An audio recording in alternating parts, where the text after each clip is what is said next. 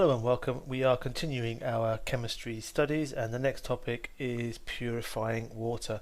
And here is a diagram that shows how water can be purified. Now, the first thing to remember is this is not sewage treatment. This is not recycling sewage for drinking water. This is using an appropriate source, for example, a reservoir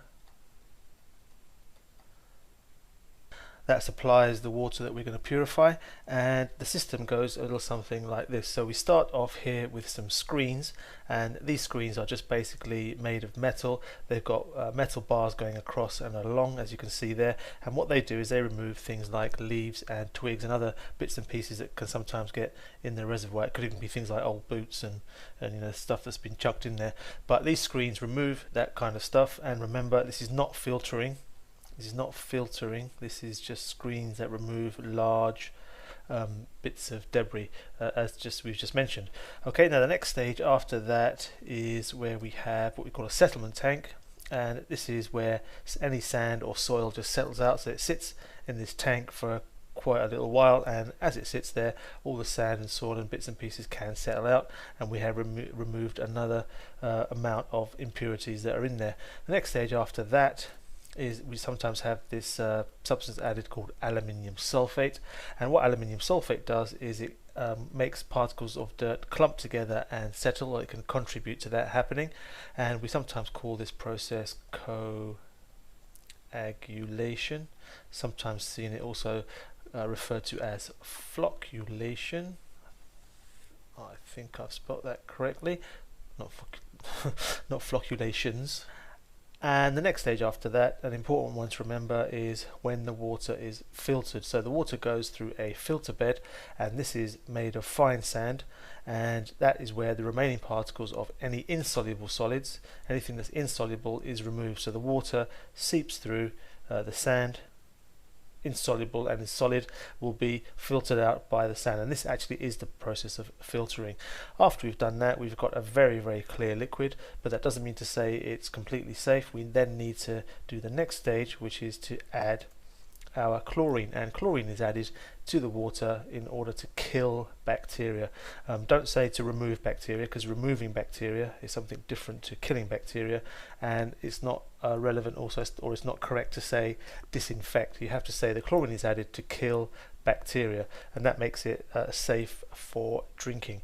Now, one other thing that is often added in some areas is fluorine, and fluorine in the form of fluoride ions, sometimes we say fluoride, is added, and this is added in some areas because it helps to harden teeth. And if we've got harder teeth as children are growing up, or even with adults, it reduces the need for fillings and things like that. So this is added in some areas as well. However, there is some discussion whether this should be added to water or not, and there are arguments on both sides of it, and you should be aware of some of those arguments. So arguments 4 is that it reduces tooth decay. So if we add fluorine, it hardens teeth and therefore reduces tooth decay, and also it's only added in tiny amounts, so if there is any negative impact or negative effect that it has, it's in tiny amounts, so it won't really cause a problem.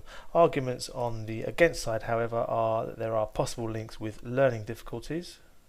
Doesn't need a bullet there. Possible links with learning difficulties, and some people say it's unethical. This is a treatment that's given to everybody because everyone needs drinking water, and they are given this treatment whether they like it or not. A lot of toothpaste have fluoride in them, which can harden teeth, and if you think that, well, you don't want to take the risk of health diseases, any health issues, you don't have the choice whether you can take the fluoride or not, and you can't say, well, I'll just have it in my toothpaste and not in my water. So some people don't like that idea, but there's a couple of arguments for and against the addition of fluorine. Once we've got through that process, it's then taken to your homes and factories and schools and so on. Okay, so this is an overview of how that works.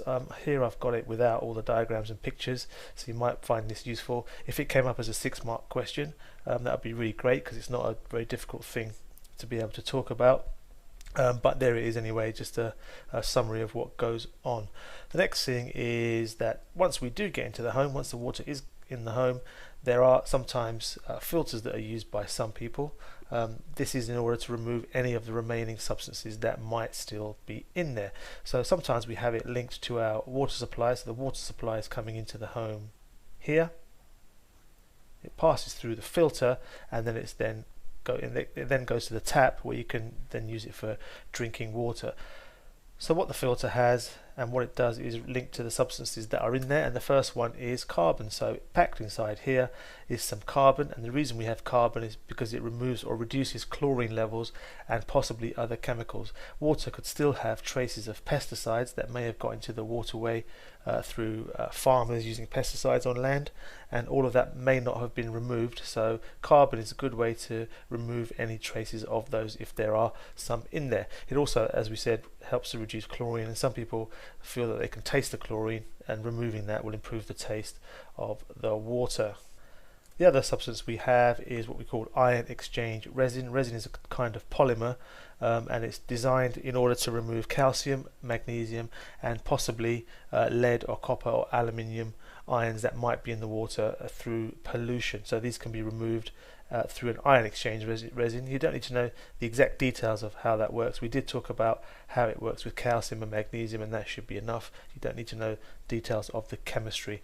And the last thing that might be added in there is some particles of silver, and this actually discourages the bacterial growth on the resin. So if any bacteria start to grow, silver is actually toxic to them, these silver particles, and that will discourage the growth of those bacteria. So this is one way in which water can be purified or further purified or filtered once it gets into the home, and it's often done in this way. Sometimes you have jugs that you can fill with water from the tap, and they have a little filter that is fitted in there, and sometimes kettles have those as well. But these are the key ideas behind how they work. So this is how we treat water and how we supply water to homes, and further treatment that we can do when we're at home. One last thing to mention is that if you want very pure water, i.e. pure water with nothing in it except for water, we can produce what we call distilled water. And distilled water, I'm sure you've come across this idea before, but the way this works is we have some water, we heat it, that then evaporates. The evaporated water, the water vapor, is passed through some tubes, it's cooled down, and then it condenses back into water again. So this will be what we call distilled water, and it's pure. It's 100% water, nothing else dissolved in there at all.